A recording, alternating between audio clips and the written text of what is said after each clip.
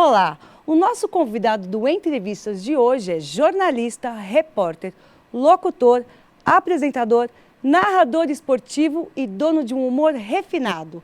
Um profissional dedicado e apaixonado pelo esporte. Hoje eu converso com o Luciano Martins, o nosso Vieira Júnior. Sempre um prazer conversar contigo, com seus telespectadores. Vamos contar a história.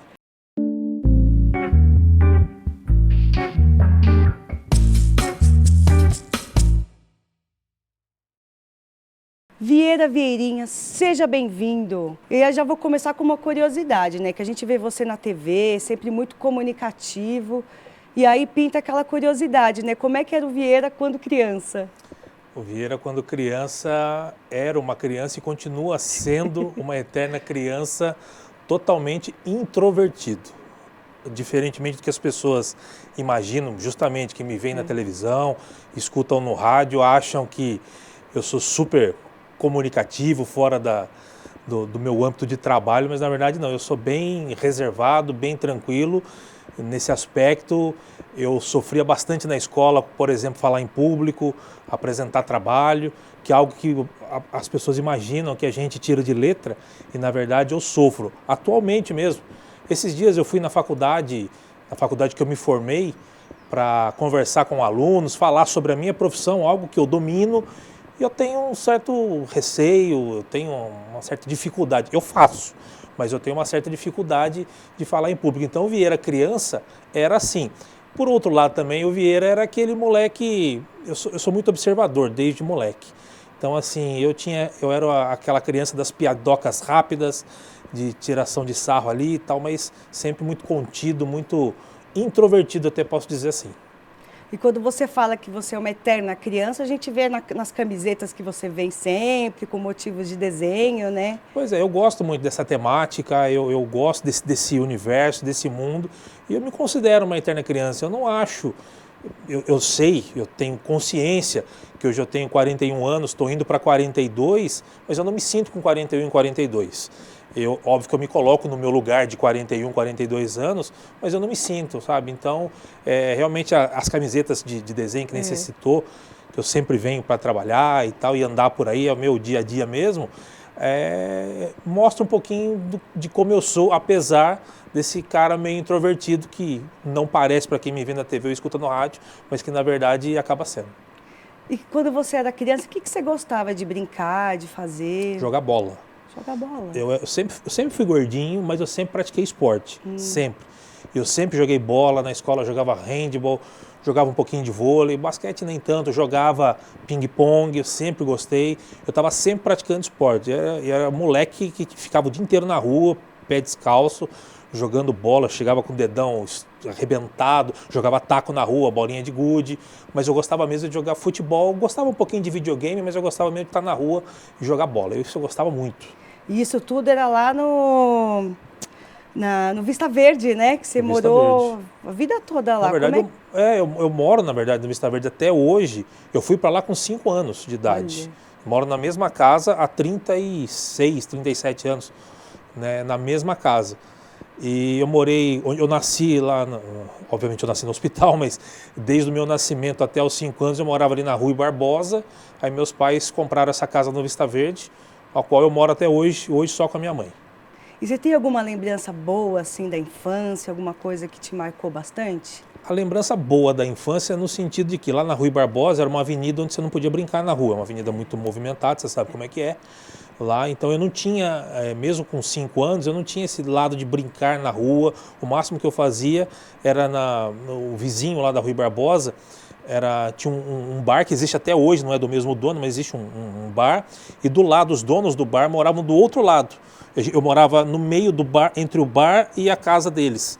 Então na casa deles tinha um quintalzão e tinha muita criança lá, que eram os netos e filhos dos donos do bar. Todo mundo junto Aí ali. eu brincava muito lá, mesmo pequenininho, a minha recordação lá é essa. Já no Vista Verde, quando a gente mudou, hoje o Vista Verde cresceu bastante, a Zona Leste cresceu muito. É uma delícia lá. Né? E o Vista Verde é um bairro, o nome já diz, né? Vista Verde, muito arborizado. E onde eu moro tem uma praça em frente, então, e quando a gente mudou para lá, tinha bem menos pessoas do que tem hoje. Então, assim, era praticamente um condomínio fechado. Então, é a lembrança Era até para ser, né? Exatamente.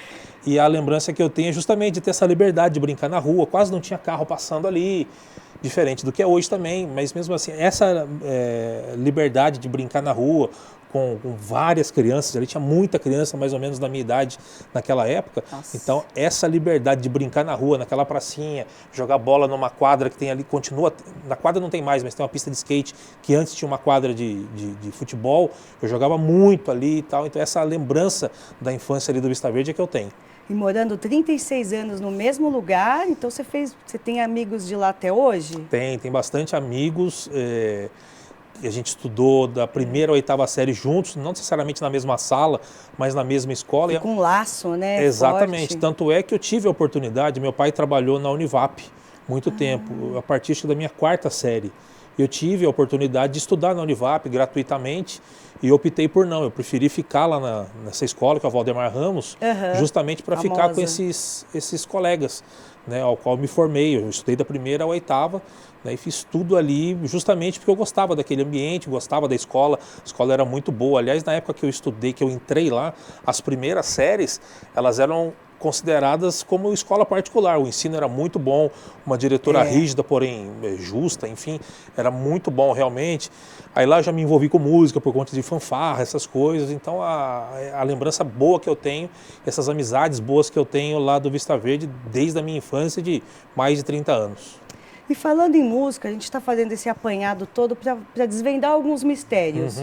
Você foi baterista profissional por 12 anos. Como entrou a música? Em que época? Conta isso pra gente. O meu pai sempre foi muito musical. Meu pai sempre gostou, tinha os famosos bolachões, os discos, os discos de vinil, enfim. E eu cresci sempre ouvindo música. O que ele ouvia, assim? De tudo. Beatles, rock, samba, tipo AGP, ouvia Beatles. Ele tinha as coleções, todos os discos lançados no Brasil dos Beatles, meu pai tinha. Hoje já não tem mais, porque acabou se perdendo, empresta para um, não volta, aquela coisa toda. Mas ele tinha. E tem Ray Conniff, tem de tudo. Então, Bee Gees, então eu cresci ouvindo de tudo. Então, e o meu pai sempre tocou violão. Né? E meu pai era um baita violonista, amador, mas ele gostava muito. Aliás, uma das lamentações que eu tenho é que eu falei pro meu pai, vamos um dia entrar no estúdio, o senhor separa uma seleção de músicas que o senhor gosta, vamos tocar, eu e o senhor, bateria e violão, só eu e o senhor.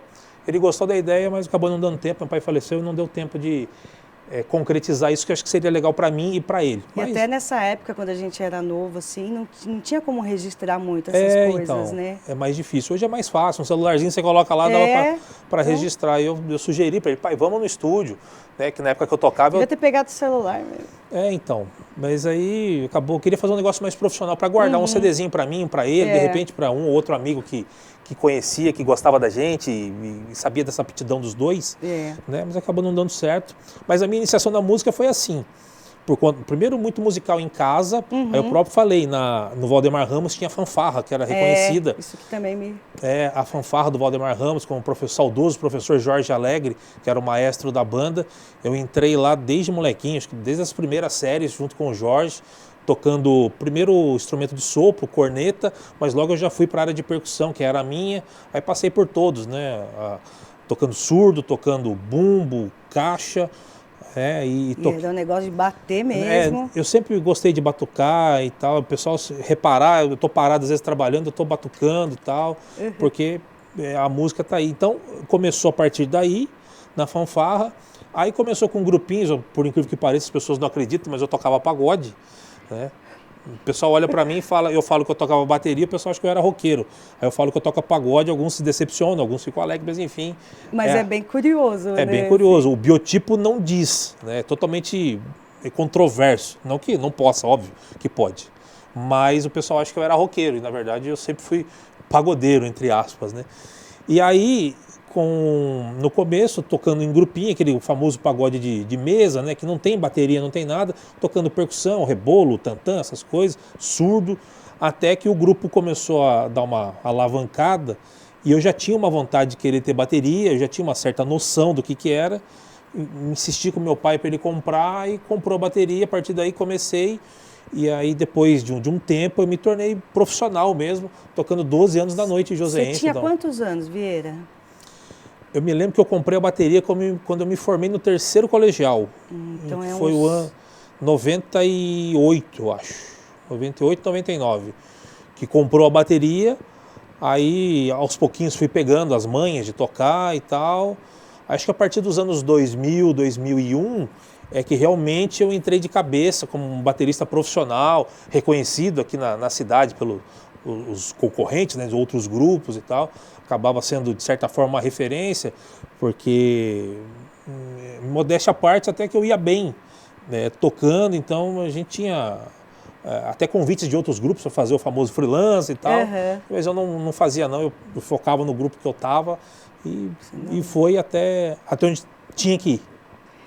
E também tem uma outra curiosidade, você foi do tênis de mesa, do ping-pong, você foi para o tênis de mesa profissional.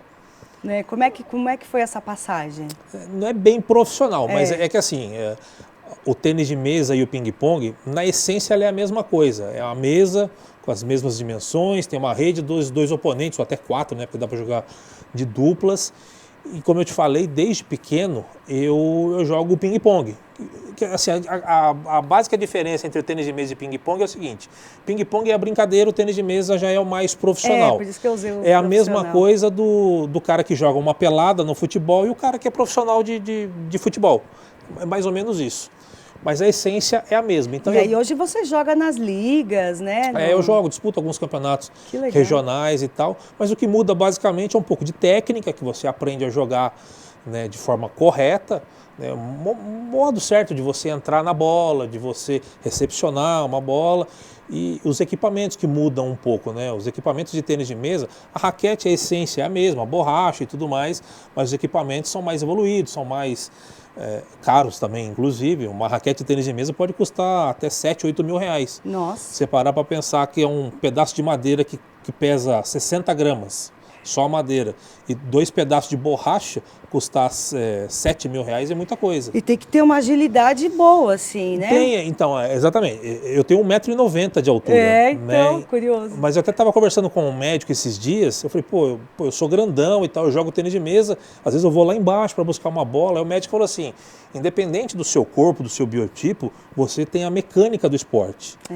Né? Então, assim, eu tenho uma certa agilidade para um cara que é do meu tamanho, né? Então, eu não sei se você sabe, o tênis de mesa é um dos esportes mais completos que existe no sentido de raciocínio, movimentação, explosão. Então, se você mexe muito, visão, você tem que ter uma boa visão. Porque, nossa, tem que... Né? Então, de certa forma, eu pratico até que bem, jogo, não digo alto nível, não tem nem comparação com profissionais, mas dentro de uma realidade assim, até que eu jogo relativamente bem, e é uma coisa que eu sempre gostei, e hoje é o esporte que eu pratico regularmente. Então não é nenhum hobby, né? Não, um estilo de vida, é um né? estilo de vida mesmo. Eu vou pelo menos 2 a 3 vezes por semana para treinar, jogar, e sempre que é possível estou disputando campeonatos aí dentro da minha categoria. Porque eu vi umas fotos com troféu, com medalhinha, então, pódio. Pois é, a gente quando dá, belisca um pódio lá. Nossa. E Vieira, esse fato de você ser tímido, como é que você lida com isso na profissão, com a timidez na profissão? Então, a gente tem que engolir e fazer. Né? Na faculdade, você tinha que apresentar trabalhos lá na frente, o professor perguntando, você tinha que apresentar. E quando você tocava bateria, estava nos outros eventos, assim, na época da adolescência, você não ficava com vergonha também? Ficava, tanto é que assim, eu encarava muito profissionalmente a coisa. Por mais que fosse um grupo, posso chamar, grupo regional e tudo mais, teve um certo status o grupo, mas assim, eu chegava para os lugares, né, aquele rito, chegava, montava a minha bateria, não tinha hold, não tinha nada, então eu montava, passava o som quando tinha que passar, ficava no camarim quando tinha, eu ficava esperando para tocar, a hora que chamavam para tocar eu ia, tocava, terminou, desmontava e vinha embora, não ficava, sabe, ainda mais que eu ficava lá atrás também, não tinha muito. Obviamente que no grupo geralmente os grupos fazem a apresentação da banda, fulano, beltrano, me apresentava, eu fazia um solinho lá, alguma coisa, vinha a luz em cima, aquelas coisas todas, mas eu fazia. Tinha bateria na frente, também, né? Disfarce. Também, então, para mim, sempre foi tranquilo, mas eu sempre, como eu falei, eu sempre tive um pouco de dificuldade, assim, não é de interagir com as pessoas, mas eu sou mais acanhado, eu sou mais tímido, eu sou mais de ouvir do que falar, né? Então, é parte da personalidade, curiosamente, né? Porque eu trabalho com comunicação, vai entender. O papo está muito bom, daqui a pouco a gente volta para saber mais coisas sobre o Vieira.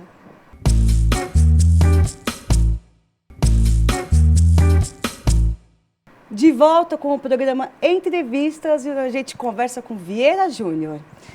No bloco anterior a gente falou da infância, da timidez, e aí a gente queria saber se você já passou por algum perrengue por conta disso na profissão.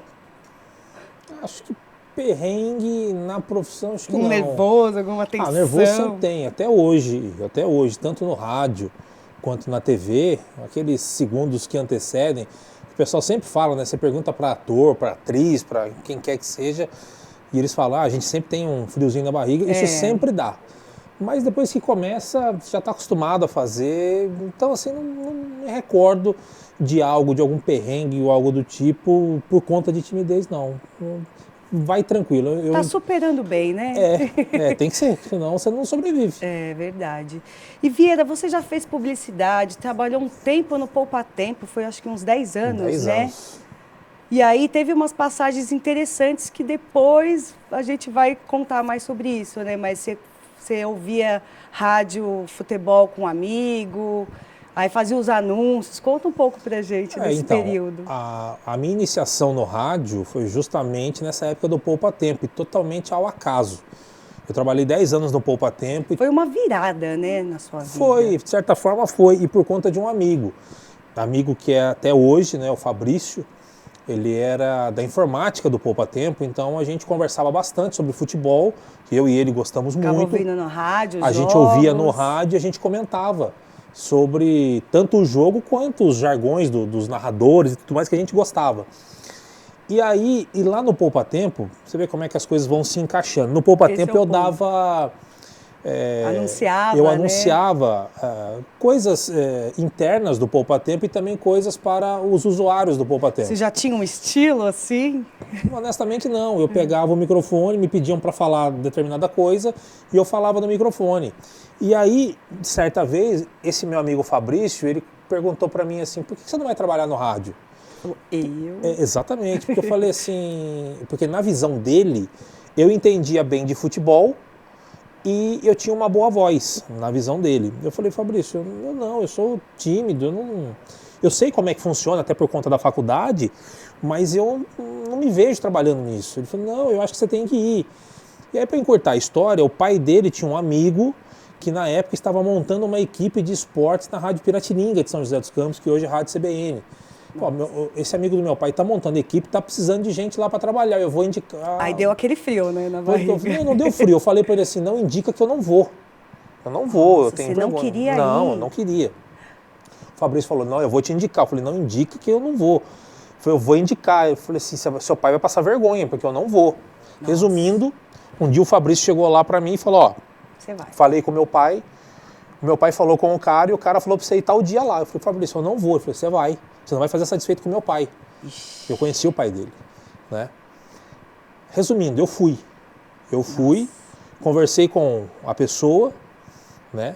E a pessoa também me recebeu lá e a conversa foi exatamente assim, eu tô aqui, eu não sei o que eu vim fazer, eu tô aqui porque o meu amigo pediu e tal. Nossa. Mas aí o cara, essa pessoa é o Fábio Moraes, que foi muito tempo assessor, homem de rádio, muito tempo, hoje é assessor de time de futebol, tá lá no 15 de Jaú. Hoje, o Fábio foi, acho que ele percebeu, ele falou assim, mas afinal de contas, você veio aqui, você quer fazer o quê? Você quer trabalhar na mesa de som, você quer ser locutor, você quer ser narrador, você quer ser repórter, comentarista, o que você quer fazer? Eu falei, na verdade, eu não sei o que eu quero fazer, porque eu não queria estar aqui, eu vim aqui e foi desse jeito a conversa, de verdade. E aí o Fábio foi conversando comigo, e o Fábio foi tirando de mim, assim, mas você gosta de futebol? Eu falei, gosto. Você está acompanhando o São José? Eu falei, na época eu não acompanhava. Tudo. Não, no São José eu não acompanhava. Eu só acompanhava o Corinthians, que eu gostava, eu sou corintiano, eu gostava de de ouvir jogo do Corinthians, mas sabia dos outros times e tal. E o Fábio, percebendo isso, ele começou a me perguntar. Aí a conversa foi, até que o Fábio falou assim, ó, são quase 6 horas, eu vou entrar no ar agora com o programa, você não quer fazer o programa comigo? Eu falei, não. Meu Deus. Não. Ele falou, vamos lá pra você ver como é que é. Não, eu sei como é que é, eu fiz publicidade e tal, eu tenho noção. Não, mas faculdade é faculdade, você aprende lá, agora aqui é na prática, vamos lá pra você ver. É verdade. Aí ele me deixou lá, ele falou boa parte, porque o assunto principal do programa de esporte daqui é falar sobre o São José, os esportes daqui. Nos 5 minutinhos finais do programa, ele entrou no assunto, falar de Corinthians, São Paulo, Palmeiras Aí e você tudo mais. ficou animadinho. Aí o Fábio foi só erguendo a bola para mim. Tudo aquilo que a gente conversou sobre futebol anteriormente, ele começou a falar ali comigo. Olha. Ele perguntava, eu respondia, ele perguntava, eu respondia. Terminou o programa, ele falou assim, e aí, foi fácil? Eu falei, foi, você só perguntou coisa que eu sabia e tal. Não, ele falou, rádio é isso daí. Olha. Rádio é bate-papo. Quer vir amanhã? Falou desse jeito, quer vir amanhã? Eu falei, venho. Eu não parei mais. Vira, que coisa boa, né? Foi exatamente assim que começou. Foi no susto, quase no susto, né? Sem querer. Nossa. E teve também a percepção do Fábio, que acho que ele viu que eu poderia ter um potencial, mesmo ali Que bom que tímido. ele Exatamente. te acolheu bem ali, né? Exatamente. Eu sempre falo. Com sensibilidade, né? Exatamente. Eu sempre falo, toda vez que eu vou e conto essa história, eu sempre falo, faço questão de falar o nome dele e dizer desse acolhimento, essa recepção que ele me deu e essa sensibilidade de perceber. Que talvez outro ia falar, pô, o que você veio fazer aqui? Ah, eu não sei. Então, tchau. Um abraço, não é você que eu quero. Né? E graças a ele ter percebido, ter essa sensibilidade, eu estou aqui até hoje. E como foi a sua estreia na televisão? A TV também foi tudo uma consequência do rádio. Nossa. Porque ao fazer rádio e fazer futebol, a TV Band daqui sempre teve uma cobertura voltada para o esporte, tem um programa esportivo, né? E a gente sempre tem contato com o pessoal. E um dia me convidaram teve um jogo de basquete, me convidaram para falar sobre um jogo decisivo de basquete num link que a TV ia fazer para o jornal. E eu acabei falando, eu fui um entrevistado, um especialista do rádio, de basquete, para falar. Então a minha primeira aparição foi mais ou menos assim. E aí, por conta do programa esportivo... Aí deu aquele frio também, né? Porque TV também é outra coisa, né? Mas queira ou não, por conta da faculdade, você acaba tendo uma noção, você sabe mais ou menos como funciona, mas uma coisa é a faculdade, outra coisa é a prática. E aí também, o comentarista do programa de esportes da Band, que é o Antônio Carmo, eu trabalhava com ele na rádio, trabalho até hoje, na equipe de rádio. E aí, aos poucos, ele sugeriu para que eu o substituísse quando ele não pudesse ir no programa de esportes como comentarista. Como comentarista. E aí eu fui aos pouquinhos, indo. Um dia o Carmo não ia, eu substituía como comentarista, como freelance. Eu só ia como... Foi aos poucos, né? Aos poucos. Até quando eu fui contratado realmente para a Band, para ser o produtor desse programa de esporte, e eu acabava fazendo de tudo. Eu era o comentarista, às vezes aí eu acabei me tornando apresentador também, quando a apresentadora precisava faltar, férias, essas coisas. Repórter, vídeo repórter, cinegrafista. Aí fazia a parte técnica também, de TP, GC, essas coisas todas. Né? Mas a iniciação foi natural, gradual, por conta do rádio. Acabei entrando e também não saí mais. Tô até hoje agora aqui na TV Câmara. Né? E quem diria, né? Para um cara tímido, tá na TV, fazendo tudo. Eu confesso para você, estar aqui e conversar com câmeras ligadas, fora do meu métier, é um pouco difícil. Mas a gente faz, mas é um pouco difícil. Mas você está indo bem, Vieira. Ah, então tá bom. E quanto tempo quanto tempo que você está na TV? Na TV, acho que vai fazer uns 9 anos de TV. Eu vou fazer 15 de rádio. De TV deve ser uns 8 a 9 anos já. Outro dia eu estava assistindo o seu programa Hora do Esporte, que é ao vivo, né? E aí eu vi que você improvisa muito bem, eu fiquei, nossa... E essa coisa do improviso veio do rádio? Ah, total. O rádio não tem como, né? A TV você consegue preencher com uma imagem, você consegue... tem alguns subterfúgios ali que você consegue fazer. Agora, no rádio, é você e o microfone. Então, assim, se deu errado, a trilha cai, a matéria que era para entrar não entra e tudo mais, você tem que falar. Senão fica espaço, não dá para você ficar chamando, toda hora que der um problema, você fica chamando comercial e tudo mais. Às vezes você usa, óbvio, mas não dá. Então o rádio te dá essa dinâmica aí que você leva para a TV e funciona muito bem. Né? Então, às vezes a gente está aqui, às vezes acontece também algum problema técnico, cai o TP, a matéria que é para entrar não entra, e a gente tenta improvisar da melhor forma possível, né? Que às vezes até parece que quem está na TV... Se improvisa bem. Nem percebe. Então, às vezes quem está em casa não percebe, e a ideia é essa mesmo, você não pode... Né, você tem que tentar transparecer que não houve o erro. Né? Às vezes as pessoas percebem, às vezes não. Você tem que tentar ser natural. Às vezes também fala a verdade, ó, aconteceu um problema, a gente volta aqui e tal, mas tem que tentar ter jogo de cintura. E com certeza o rádio é que te dá essa...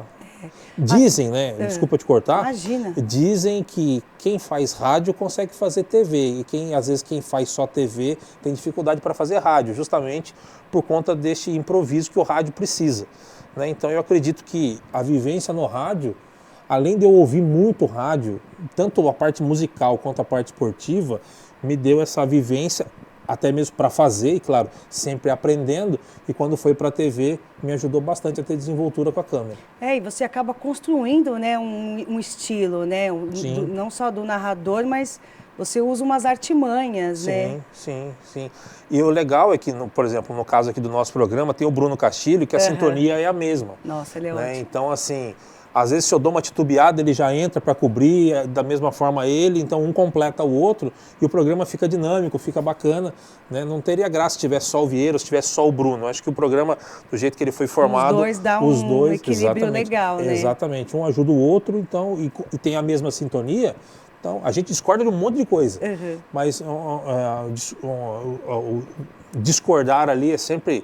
no respeito, na amizade, respeitando principalmente a opinião contrária, mas flui, que é uma maravilha. Então isso que faz com que o programa fique leve, fique informativo, que é o principal, e com aquela pitada de bom humor que eu gosto. E até falando no humor, a gente nota, né, os seus ganchos, as suas sacadas. Você acha que isso vem um pouco da publicidade?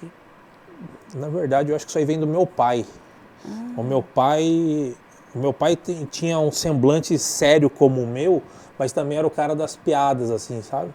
Então eu acho que eu peguei muito isso dele e eu trago para a vida e trago para a parte profissional. Na música eu também era assim, lá no grupo eu sempre era o cara que fazia aquelas tiradas, né? Sem ser de maneira pejorativa, aquela brincadeira sadia. Porque no humor a gente tem que ser inteligente, né? Exatamente. Então eu era aquele cara das piadocas rápidas ali, soltava uma ou outra, e eu levo isso para a vida e eu levo para o programa também, seja no rádio ou na TV. Entendi. E essa coisa dos jingles, que você ouvi dizer que você tem uma coleção, gosta bastante? Então, eu gosto de coisa antiga, assim, né, de comerciais, e os jingles é uma coisa que me atrai muito, por conta de música, obviamente, então... Tem tudo, né? Eu tenho um acervo lá, eu tinha um quadro na rádio Cidade, que era chamado Memória, onde que não é nada novo, mas assim, eu tentava trazer para o lado regional, onde eu trazia jingles antigos e explicava a origem dele, por que ele era feito, quem fez, quem compôs. Então, eu tenho bastante coisa lá, eu gosto muito, e justamente por conta da parte musical. A gente tem vários compositores de jingles sensacionais do Brasil. E tem uns que marcaram história, né? Tantas marcas famosas que alavancaram suas vendas por conta de jingles, né? Que são cantarolados até hoje. Então... Mas acho que antigamente era mais elaborado, assim, ou ainda tem alguns hoje, né, que são bem fortes? Assim? Hoje é mais difícil. Então. Um ou outro tem, mas antigamente, até porque a era do rádio obrigava que os compositores fossem geniais para poder vender os produtos. Tem algum que você gosta bastante, assim, que você lembra para contar pra gente? Tem das Casas Pernambucanas, mas não aquele do que o frio bate, não aquele. Paraíba. Cobertores Paraíba, é verdade, confunde tudo. Mas enfim, das Casas Pernambucanas, por exemplo, é um jingle que é tocado até hoje, mas a versão original, ela foi gravada por um grupo chamado Titulares do Ritmo. É um grupo que a peculiaridade dele, seguidinho da década de 60, é aquele que fala: dezembro vem o Natal, os presentes mais bonitos, as lembranças mais humanas e tal. E ainda até hoje? Até hoje. Foi gravado recentemente pelo Luan Santana, por exemplo. Nossa. Né? Mas a versão original foi gravada pelos Titulares do Ritmo, e os Titulares do Ritmo eram um grupo vocal onde todos os integrantes eram cegos. Olha. E a interpretação deles é sensacional, é emocionante. Né? Então esse é um jingle que marca muito, mas tem tantos, Elefante Parmalat, Guaraná Antártica, da pipoca, da pizza e tantos outros, né? Enfim. Então daqui a pouco a gente volta, é rapidinho.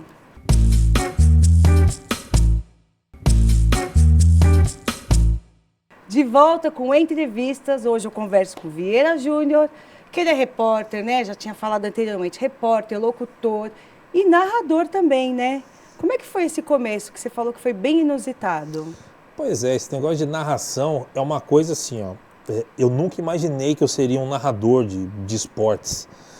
Se eu pudesse escolher uma função no rádio, certamente eu escolheria a de narrador. Só que eu acho que narrador é algo nato.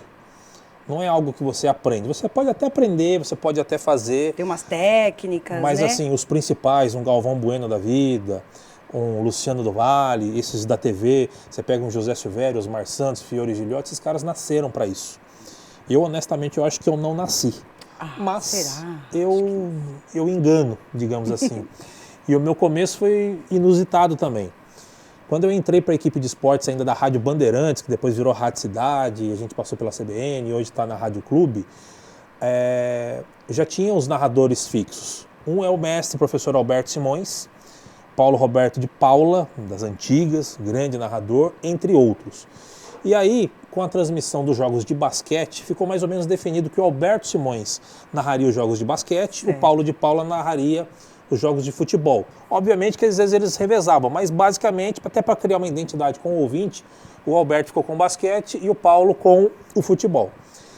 E aí, óbvio, eu como repórter fazia os dois, fazia futebol e fazia basquete. O Alberto Simões, eu me lembro, o Alberto Simões ele sofreu um AVC. Ixi. E eu trabalhei no último jogo do Alberto Simões. Foi um jogo de basquete feminino de São José, acho que Palmeiras, no ginásio da GM.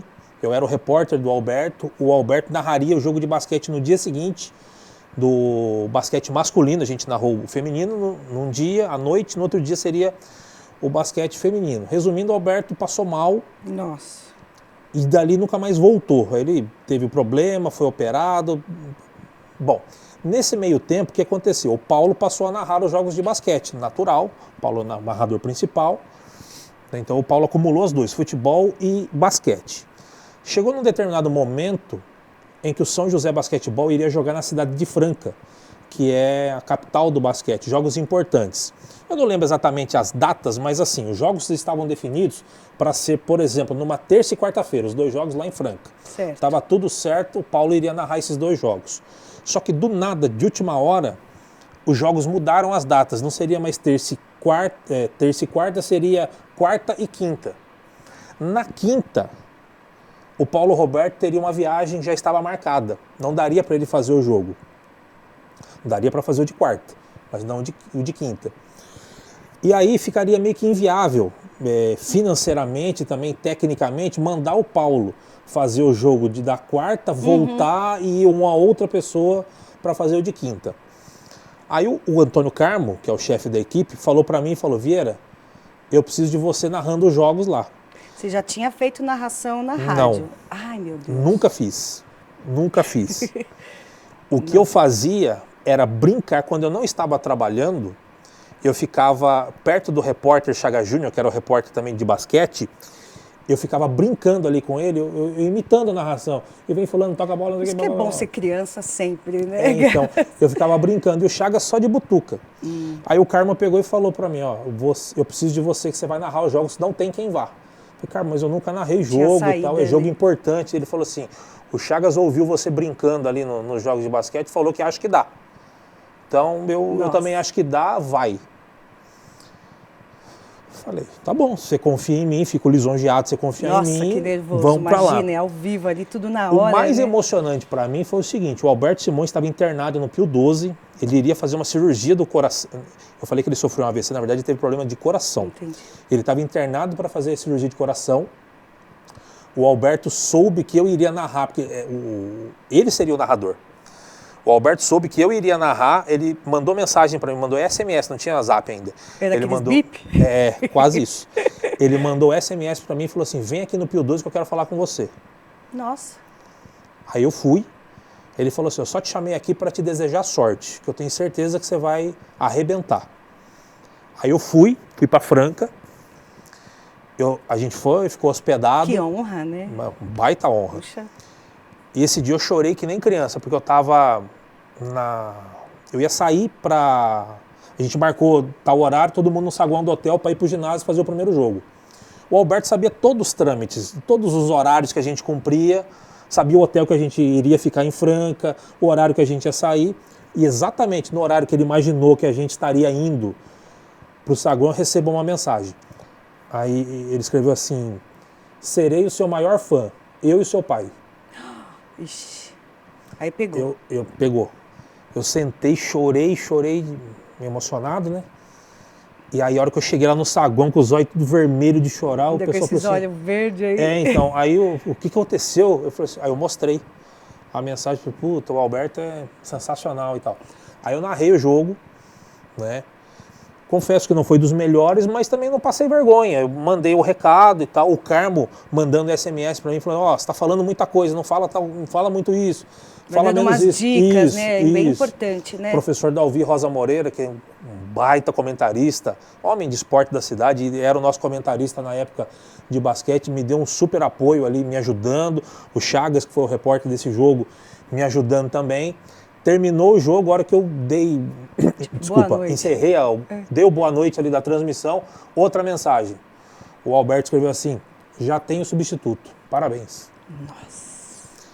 E a partir daí eu comecei a narrar o basquete. Aos pouquinhos, fui narrando basquete e eu cheguei a narrar em 2015, o São José foi campeão paulista de basquete. Eu narrei toda a trajetória do São José, todos os jogos do São José, Acompanhou eu narrei tudo aqui, até em São José e os jogos fora, combinando com o título do São José lá em Mogi das Cruzes. O time do Mogi era o franco favorito.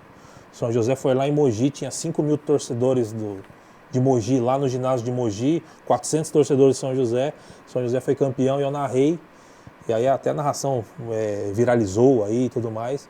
E aí eu acabei conquistando esse público também, em termos de narração de basquete, por causa de uma fatalidade do Alberto, que infelizmente veio a falecer mais tarde, que aí sim de um AVC, né, que ele teve problema no coração, foi operado, estava tudo ok. Quando ele ia sair do hospital, ele teve AVC. E aí ele ficou internado muito tempo e tal, e depois acabou falecendo. Mas por conta de um problema de saúde do Alberto, eu acabei virando narrador de basquete e acabei caindo nas graças do torcedor. Porque não adianta, né? Não adianta eu fazer muito bem, mas o torcedor não gostar, o ouvinte não gostar. E o ouvinte até que gostou, me abraçou também, e eu acabei seguindo também como narrador. E essa coisa de narrar o basquete, futebol, qual que é o que tem mais facilidade, assim? Ou tem alguma diferença? Como é que funciona? Tem, isso? é bem diferente. Por exemplo, teoricamente, o futebol seria mais fácil. Mas eu, particularmente, tenho muita dificuldade para narrar futebol. É mesmo? É. Como é que você narraria um gol? Então, é até difícil. É difícil para mim, porque eu narrei futebol, eu narrei 2 vezes na vida. Ah, é? Futebol apenas 2. Inclusive foi este ano, começo deste ano. Eu narrei também porque não tinha gente, começo de ano, o pessoal estava viajando e tudo mais. Vera, precisamos de você. Ela falou, mas vai lá. Não foi ruim, mas talvez é que eu sou muito crítico também, poderia ser um pouquinho melhor. Mas, por exemplo, o basquete, que era um esporte que eu nem gostava muito, eu acabei me aprimorando no basquete por conta de eu trabalhar numa equipe que transmitia basquete. Eu pensei comigo, quando eu entrei para a equipe da Rádio Bandeirantes, eu não sabia nada de basquete, confesso, não sabia nada. Aí eu falei assim, eu preciso me aprimorar no basquete, porque qualquer hora eu vou ser chamado para ser repórter e eu preciso entender. E aí por isso que eu ia aos jogos, ouvia, entender o linguajar, né? entender o esporte, para poder quando solicitado, fazer. E foi o que aconteceu, batata, acabei até indo mais longe como narrador. Mas para mim, se pedir para narrar um basquete, eu narro. Futebol eu vou ter que ter uma preparação melhor, uma concentração melhor, e para mim é muito mais difícil. Aí o pessoal fala, mas o basquete é muito mais rápido que o futebol. Nem imaginava. Então, é até meio controverso. Quando eu falo para as pessoas, Você elas... é todo controverso. Total. Todo. Todo. E aí, quando eu falo, as pessoas, pô, mas você narra basquete, não narra futebol? Eu falei, pois é. No basquete parece que as palavras fluem melhor. Já no futebol eu fico um pouco travado. Será que é afinidade com o esporte, alguma coisa assim? Então, ou se não? fosse por afinidade... Você desde pequenininha, né? Então, sempre ouvi futebol no rádio. É uma coisa que eu também procurei não imitar aqueles que eu escutava, né, porque eles marcaram a história deles, eu tenho que marcar a minha. Tem vários muito bons, né? Então, assim, eu procurei usar adjetivos diferentes, bordões diferentes. Aliás, bordão é coisa que sai naturalmente, não é algo que você escreve antes, vou falar isso, porque não é assim que funciona. Mas assim, o basquete as coisas saíram, tanto é que eu criei alguns bordões que saíram naturalmente. Conta um pra gente. Eu falava machuca. Quando, no lance de basquete, quando o jogador fazia uma cesta de 3, que, digamos, é um lance mais difícil, eu falava assim que quando o cara arremessava, eu falava machuca, machuca. O que isso significa? Machuca, porque essa cesta de 3 machucou o adversário, colocou 3 pontos lá. Legal. E esse machuca viralizou, tá andando na rua e o pessoal falava pra mim, e aí machuca, beleza? Por causa do rádio. É uma coisa boba que saiu. Mas que pegou, né? Que pegou. E Vieira, agora com essa coisa do VAR, né? Como é que você imagina que é um narrador de futebol, aí faz gol, não pode falar gol, tem que esperar, ele fala antes. É complicado essa parte agora, Pro narrador né? é muito broxante, a palavra certa é essa, porque o cara vai lá, aquele lance mirabolante, aquela emoção do lance. Gente, como faz? O cara vai e narra, aí tem aquela pausa do VAR. A gente está vendo agora na Copa do Mundo que o VAR está indo muito rápido, o que é muito bom. Mas mesmo assim quebra o ritmo. Né? Tira. Você vê nos campeonatos, Tira. E você nem faz mais. Eu espero até o último minuto. Então. Tem o lado da justiça, porque às vezes um gol realmente poderia ter sido polêmico, invalidado, né? E o VAR valida, ou ao contrário, então tem ali o lado da justiça. Mas em termos de emoção, tanto para quem está no estádio, principalmente para o narrador, que está ali naquele pique, narrando, a bola entrou, não entrou, às vezes grita gol, às vezes tem que desgritar, entre aspas, né, porque o gol não vale. Ou então ele narra a jogada, mas já viu que o lance está parado, que o VAR vai analisar, então ele espera para depois gritar o gol. Então fica... Eu entendo que é necessário, mas realmente para narrador e até mesmo para o torcedor... É broxante. Dá uma broxada, a verdade é essa. Ô Vieira, tem um programa de rádio que está no ar há 58 anos. Tem como contar um pouquinho da história desse programa pra gente? Tem, é a Parada dos Esportes, é um programa, talvez seja o mais longevo em atividade de forma ininterrupta. Foi criado justamente pelo professor Alberto Simões, passou por várias emissoras, né? O programa Parada, quando a equipe Parada dos Esportes, quando ela está numa emissora... Uma turminha boa, né? Uma turminha boa. Né? Ela sai, vai para outra e assim vai. Então foi criado pelo professor Alberto Simões. O nome Parada dos Esportes é inspirado as paradas, os desfiles que existiam, não militares, mas aquelas paradas que tinham desfiles e tudo mais. Então a cabeça do Alberto, ele criou a Parada dos Esportes, era um desfile de esportes no rádio. Por isso é a origem do nome. Então, criado há 58 anos, pelo professor Alberto, sempre nessa roupagem de programa esportivo, de 1 hora. Ele já teve meia hora, já teve 1 hora, já teve 2 horas. O importante é que ele existe até hoje. Ele existe e eu fui apresentador desse programa durante 4 anos. Né? Repórter também, né? Que eu vi uma charge sua de microfoninho. Isso. Então, na equipe Parada dos Esportes eu já fui de tudo.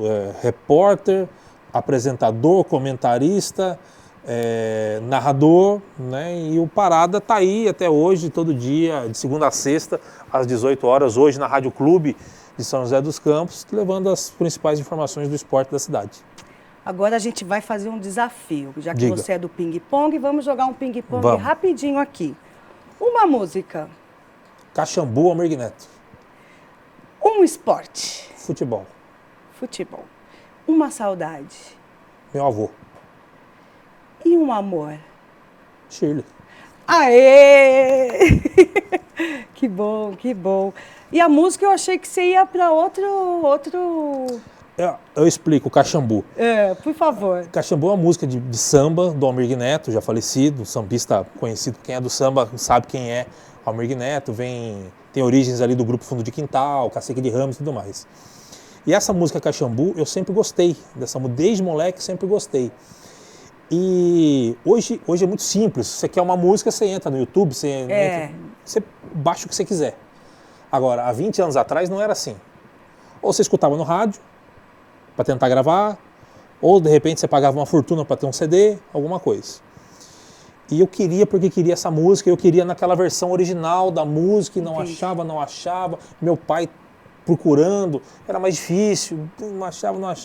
Até um dia que minha mãe, andando com minha mãe que não é de sair, um dia saiu com meu pai e entraram num sebo da vida e perguntou, meu filho quer essa música tal. O cara falou, eu acho que eu tenho. Pegou um CD, isso há 20 anos atrás, uma coletânea de samba, tem aqui, Caxambu. Eu quero. Minha mãe comprou e me deu de presente. Então, eu já gostava da música, então por conta dessa historinha, que a minha mãe, que é uma pessoa que não sai e tudo mais, ela foi lá, comprou um CD, uma coletânea de samba. Então essa música é muito especial mesmo. É uma música que realmente eu gosto, ela é boa, para quem gosta de samba, ela é super cantada e tal. Por isso que quando você falou uma música, me veio Caxambu, Almir Neto. Foi bom esse ping-pong, hein? Eu gostei também. Vieirinha, muito obrigada, adorei essa conversa. Por mim ficaria mais uns 2, 3 blocos. Já acabou? Já. Foi rápido, que bom. Muito obrigada pela nossa conversa. Eu que agradeço o convite e o dia que você precisar eu volto. E a gente tem que assistir o Vieira no Hora do Esporte. Hora do Esporte, toda terça e quinta, das 2h30 às 3 da tarde, com o Bruno Castilho, sempre trazendo as principais informações do esporte aqui da nossa cidade. Valeu, Vieira. Obrigada. Eu que agradeço. A gente fica por aqui e eu te espero no próximo programa.